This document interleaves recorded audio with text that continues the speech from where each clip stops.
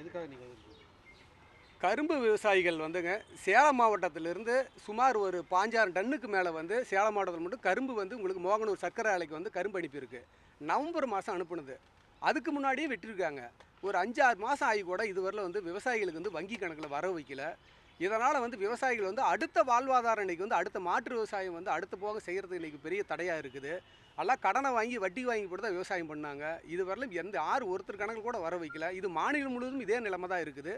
விவசாயிகளுக்கு உடனே வந்து வங்கி கணக்கில் வர வைக்கணும். அதே மாதிரி வந்து இப்போ வந்து 2950 ரூபா ஊக்கத்தொகையோட 3150 ரூபா தான் இப்போ வந்து அரசு வந்து இப்போ இந்த விவசாயிகளுக்கு வந்து நிலுவையில் இருக்கிறவங்களுக்கு அறிவிச்சிருக்காங்க.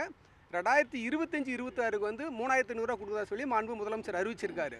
மாண்பு முதலமைச்சர் வந்து நாங்கள் ஆட்சிக்கு வந்த உடனே வந்து கரும்புக்கு வந்து டன்னுக்கு வந்து 3500 ரூபா கொடுக்குறதா சொல்லி அறிவிச்சார். ஆனால் இப்போ தான் அறிவிச்சிருக்காரு. 4 வருஷம் முடிஞ்சு 5 வருஷம் முடிய போகுது. இது எங்களுக்கு கட்டுப்படி ஆகாது. விவசாயம் அந்த கோரிக்கை வந்து விவசாயிகளுடைய கோரிக்கையை வந்து மறுபரிசீலனை செஞ்சு 3500 அறிவித்ததை வந்து 5000 உயர்த்தணும். ரெண்டாவது வந்து வெட்டுக்கூலி வந்து அரசை ஏற்றுக்கணும்.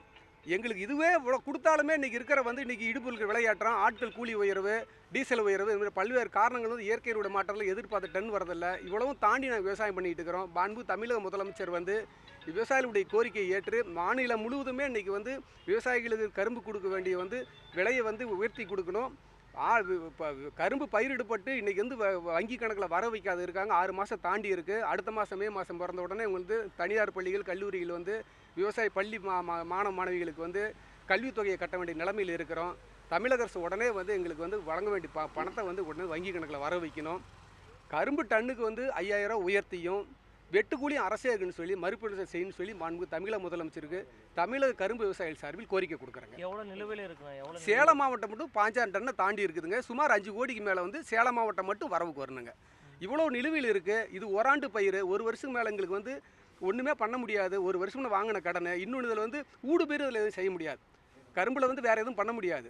வருஷ பயிர் ஒரு 3 மாதம் 2 மாதம் பயிராக இருந்தால் கூட பரவாயில்ல, அதில் மாற்று இல்லாமல் செய்யலாம். ஒரு வருஷம் பாடுபட்டு இன்றைக்கி விவசாயிகள் வந்து இன்றைக்கி இந்த நிலைமையில் நாங்கள் இருக்கிறோம். எங்களுடைய நிலைமை அறிஞ்சு மாண்பு தமிழக முதலமைச்சர் உடனடியாக வந்து எங்களுக்கு வந்து வங்கி கணக்கில் வர வைக்கணும். இதே சென்ட்ராய்டு வந்து 2 வாரத்தில் வர வச்சுட்டாங்க. ஆனால் இன்றைக்கி வந்து எடுத்துக்கிட்டால் இன்றைக்கி வந்து 6 மாதம் தாண்டி போகுது. என்ன சொல்கிறாங்க? என்ன காரணம்? என்னன்னா உங்களுக்கு அங்கே சக்கரை ஆலையிலேருந்து அதிகாரி நேரில் வந்து ஒவ்வொரு வாரமாக இவங்களை வந்து நாங்கள் இந்த வாரத்தில் கொடுத்துட்றோம், இந்த வாரத்தில் கொடுத்துட்றோம்னு இப்படியே சொல்லி 6 மாதம் கொண்டு வந்துட்டாங்க. இந்த வாரமும் வந்துட்டு போயிருக்காங்க. வீடு வீடாக வந்து நீ எங்கேயும் மனு கொடுக்க வேண்டாம், எங்கேயும் சொல்ல வேண்டாங்க, நாங்கள் வந்து கொடுத்துறோங்க. நேற்று வந்துட்டு போயிருக்காங்க மனு கொடுக்க வேண்டான்னு. ஆனால் வீட்டில் போகிறோம் சண்டை. திருப்பி எப்படி என்ன பண்ண முடியும்? ஏற்கனவே வாகன கடன் கட்டமில்ல, வட்டி கட்டமில்ல, பள்ளிக்கூடத்து பிள்ளைங்களுக்கு ஸ்கூல் ஃபீஸ் கட்டணும். உங்களுக்கு வந்து விலை கட்டுப்படி ஆகலை, அது ஒன்று. இன்னொன்று வந்து சரியான நேரத்தில் பணம் பட்டுப்பாடாகவும் இல்லை. இது சாகுபடியில் ஏதாவது பாதிப்பு இருக்குது? சாகுபடி இப்போ 70% தமிழ்நாட்டில் வந்து கரும்பு இந்த வருஷம் போட்டதை விட்டுட்டாங்க.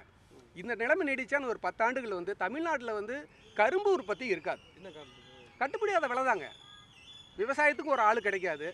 கிடைச்சாலும் வந்து 4 பேர் 3 பேரை வச்சு ஏதோ நாங்களாம் சேர்ந்து பாடுபட்டாலும் வருஷம்னா பணம் இன்றைக்கி இந்த ஒரு வருஷம் பயிரிடப்பட்டு போட்டு பணத்துக்கு வந்து இன்றைக்கி நான் மனு கொடுக்குற அளவுக்கு வந்தால் இது எப்படி இந்த தொழில் எப்படி நாங்கள் செய்ய முடியும்? ஒரு லாப தொழிலாக இருந்தால் கூட பரவாயில்ல. ஓராண்டு பாடுபட்டு எவ்வளோ நாளைக்கு இதே மாதிரி பண்ண முடியும்? மாண்பு தமிழக முதலமைச்சர் மீண்டும் கோரிக்கை வைக்கிறோம். டன்னுக்கு 5000 ரூபா கொடுக்க மறுபரிசீலனை செஞ்சு உயர்த்தி வழங்கணும். சட்டமன்றத்தில் போன வாரம் வந்து 3500 ரூபா கொடுக்க சொல்லி அறிவித்தாங்க. அது கட்டுப்படியாகாது. ஐயா அறிவித்தது வந்து நாங்கள் ஆட்சிக்கு வந்த உடனே 3500 ரூபா கொடுக்குறாரு. இப்போ 4 ஆண்டு முடிஞ்சு 5 ஆண்டு நிறைவடை போகுது. இன்றைக்கி இருக்கிற விலைவாசியை அனுசரித்து 5000 ரூபா கொடுக்கணும்.